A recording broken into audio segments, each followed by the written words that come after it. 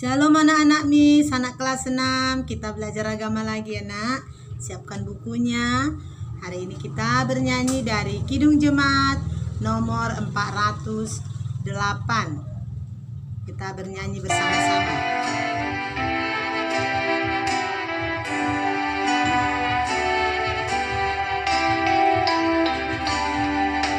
Di jalanku ku diiring oleh Yesus Tuhanku.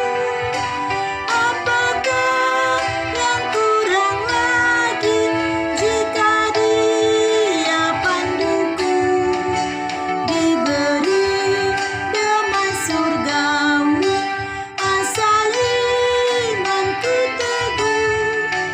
Suka duka dipakainya untuk kebaikanku. Suka duka dipakainya untuk kebaikanku. Kita berdoa.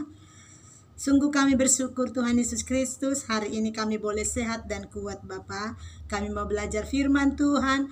Tuhan tolong ajari kami, buat kami mengerti ya Bapa, supaya kami mampu melakukannya dalam hidup kami. Dalam nama Yesus Kristus kami sudah berdoa. Amin. Anak-anak Miss, anak kelas 6, buka katekismusmu sayang. Kita mau mengucapkan titah ketiga. Titah ketiga. Jangan menyebut nama Tuhan Allahmu dengan sembarangan, sebab Allah akan menghukum orang yang menyia-nyiakan namanya. Amin. Sekarang kita buka paket kita bab 3. Halaman 17. Kita mau belajar tentang ibadah yang berkenan kepada Allah dan ibadah yang tidak berkenan kepada Allah. Oke, Miss mau bertanya. Apakah yang dimaksud dengan ibadah? Itu ujian kita kemarin ya, ulangan harian. Apakah yang dimaksud dengan ibadah? Ibadah adalah ungkapan hati dan rasa syukur kepada Allah. Apa yang perlu diperhatikan dalam beribadah? Yang perlu diperhatikan dalam beribadah adalah niat dan motivasi. Apakah niatmu sudah baik? Apakah motivasimu beribadah?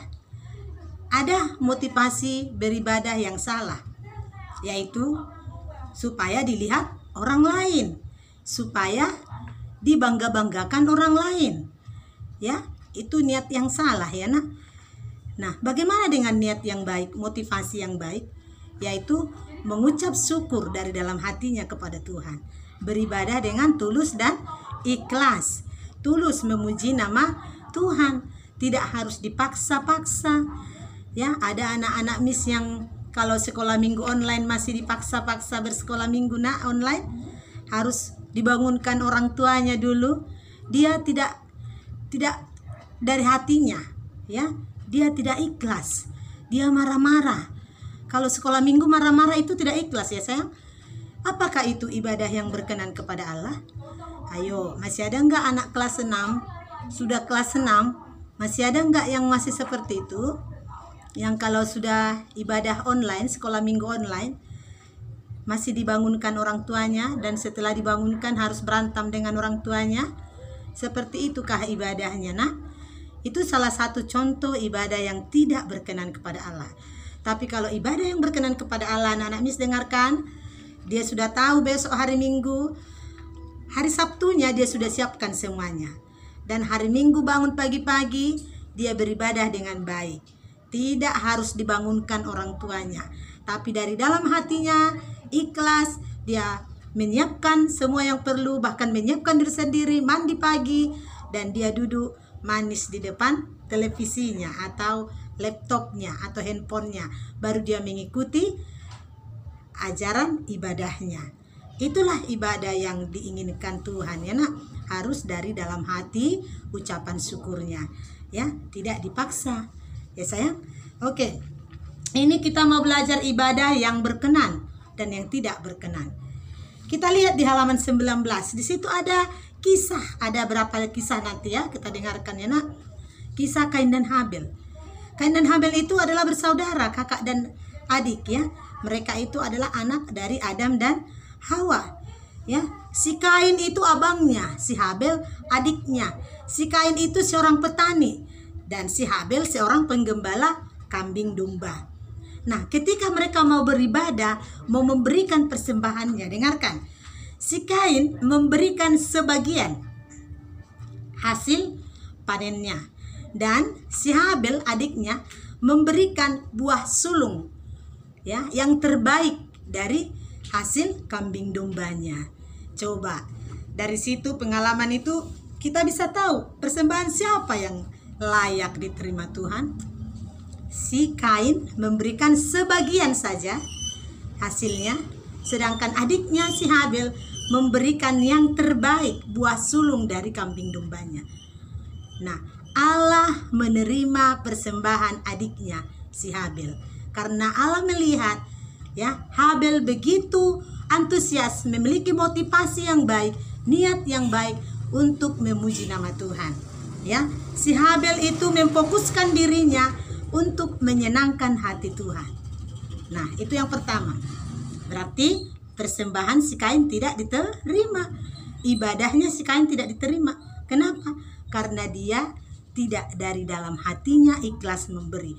Dia memberi sebagian, sedangkan adiknya memberi yang terbaik. Oke. Yang kedua adalah kisah Nabi Yesaya. Kisah Nabi Yesaya ini ya, dalam kitab si Yesaya itu dimulai dengan cerita teguran keras terhadap pemimpin Sodom. Teguran keras terhadap pemimpin Sodom ya. Orang-orang yang di Sodom itu hanya kelihatannya saja beribadah. Ya, itu hanya kelihatannya saja. Mereka kelihatannya memuji Tuhan, ya. Mereka kelihatannya menjalankan upacara keagamaan, tapi nyatanya hidup mereka itu kejam terhadap orang lain. Ya, hidup mereka itu tidak adil kepada orang lain, dan hidup mereka itu tidak peduli dengan anak-anak yatim, bahkan janda-janda di sana. Mereka itu jahat.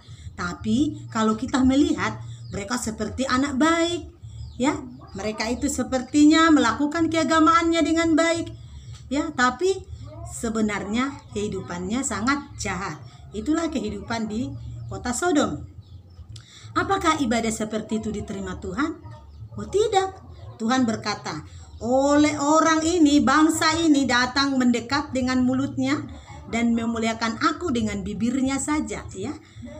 Padahal hatinya menjauh daripadaku, dan ibadahnya kepadaku hanyalah perintah manusia yang dihafalkannya.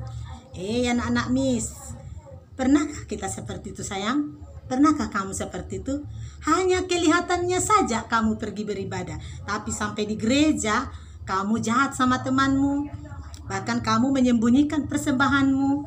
Bahkan kalau disuruh guru sekolah minggu bernyanyi, kamu diam-diam saja. Disuruh mendengarkan firman Tuhan, kamu berantem dengan temanmu. Hanya kelihatannya saja, di luar saja baik, tapi sebenarnya hatinya tidak baik. Dia hanya mengganggu orang lain. Itu ibadah seperti itu tidak diterima Tuhan. Nah, sekarang kan kamu beribadah di rumah, ya, kelihatannya saja mau beribadah di rumah, tapi ketika pengkhotbah berkhotbah di laptopnya, di handphonenya itu, dia tidak mau mendengar. Apakah itu ibadah yang diterima Tuhan? Tidak. Nah, ibadah yang diterima Tuhan harus tertib, motivasi yang baik, dan mau dengar-dengaran akan firman Tuhan. Oke, kita lihat kisah Yesus di Bait Allah. Ya, bagaimana Yesus di Bait Allah? Yesus pernah marah loh nak. Pernah mencampakkan semua meja-meja yang ada di Bait Allah. Kenapa? Karena waktu itu orang Yahudi membuat Bait Allah itu tempat berjual beli, ya. Padahal Bait Allah itu adalah pusat dari ibadahnya. Bangsa Yahudi itu tempat beribadah, tapi mereka di sana memperjualbelikan hewan-hewan.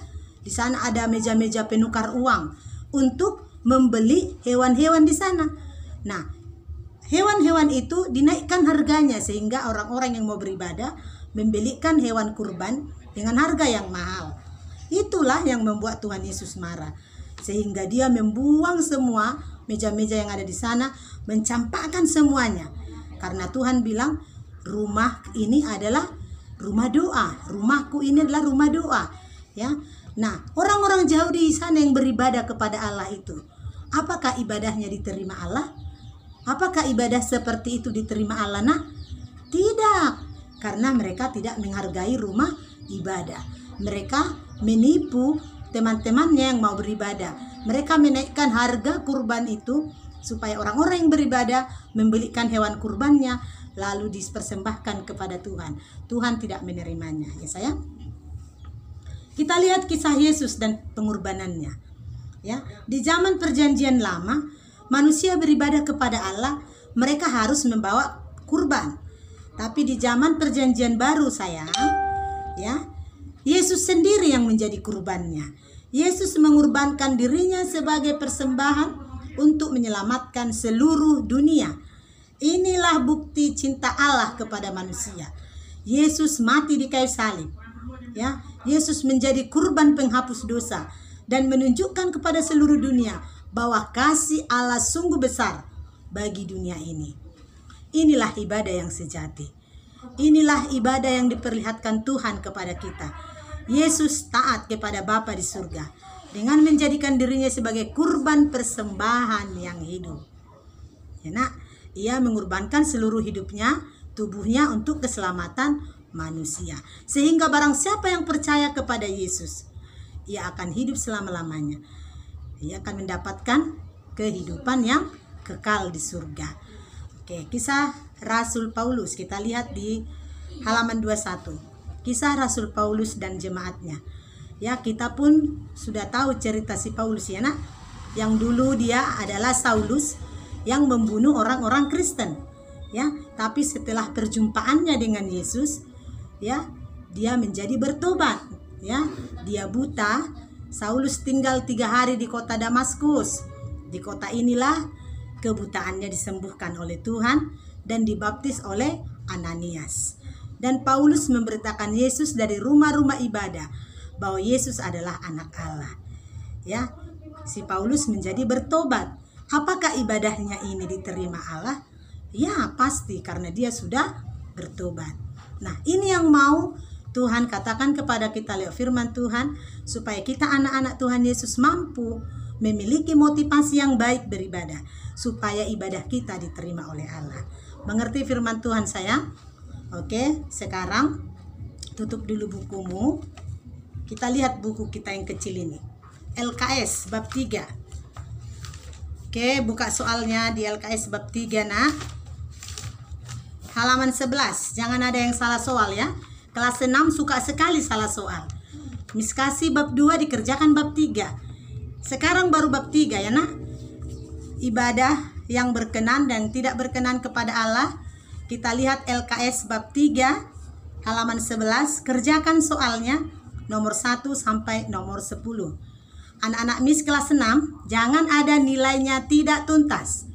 Nilai tidak tuntas sangat berpengaruh kepada nilai sertifikat agama di kelulusanmu nanti dari kelas 6. Jika kamu tidak mau belajar agama, nak, nanti berpengaruh ke nilai kelulusanmu, ya nak, sertifikat agamamu.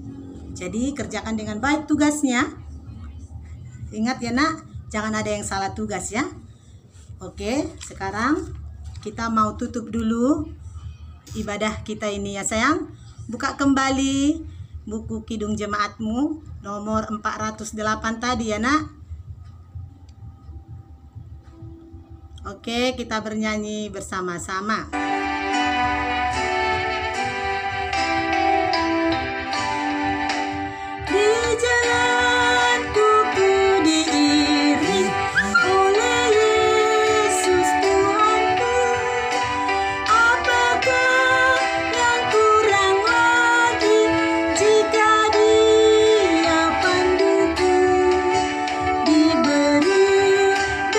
Surgawi asal imanku